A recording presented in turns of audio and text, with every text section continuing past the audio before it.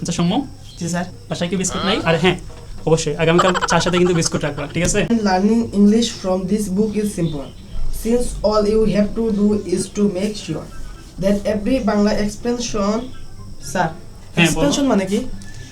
এটা হবে এক্সপ্লেনেশন।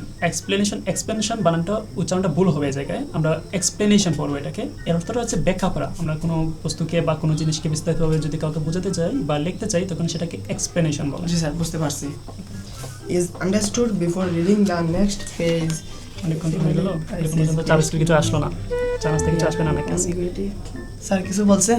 আরে না, কিছু বলি নাই। বুঝতে পারছি স্যার। চায়ের জন্য আমি আম্মুকে বলতেছি, আম্মু জি স্যারকে নাস্তা দিবেন না?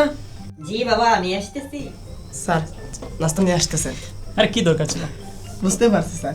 A few minutes later. আপনি কেমন আছেন? ভালো, আপনি? বলার মেথড। স্যার চা কেনেন? হ্যাঁ, গরম তাতে খেয়ে নেই। Staying cool in cold, taking extra vitamins, getting a lot of sleep and drinking plenty of liquid. আচ্ছা সৌম্য, জি স্যার। বাসায় কি বিস্কুট নাই? স্যার বিস্কুট এনেছিল স্যার আব্বু, আর আমি আমার ফেভারিট বিস্কুট ছিল স্যার, তাই আমি সব খেয়ে নিয়েছি। কালকে থেকে স্যার আমি আপনার জন্য রাখবো sir biscuit. Lot and treat method include. আচ্ছা ঠিক আছে, তাহলে আগামীকালকে তুমি এখান থেকে দুটো পাতা পড়ে আসবা, ঠিক আছে? স্যার স্যার স্যার একটা প্রশ্ন ছিল স্যার। না, এটা কালকে হবে। আর হ্যাঁ অবশ্যই আগামীকাল চার সাথে কিন্তু বিস্কুট রাখবা, ঠিক আছে? জি স্যার। ওকে, ভালো থাকো। আসসালামু আলাইকুম স্যার। ওয়ালাইকুম আসসালাম।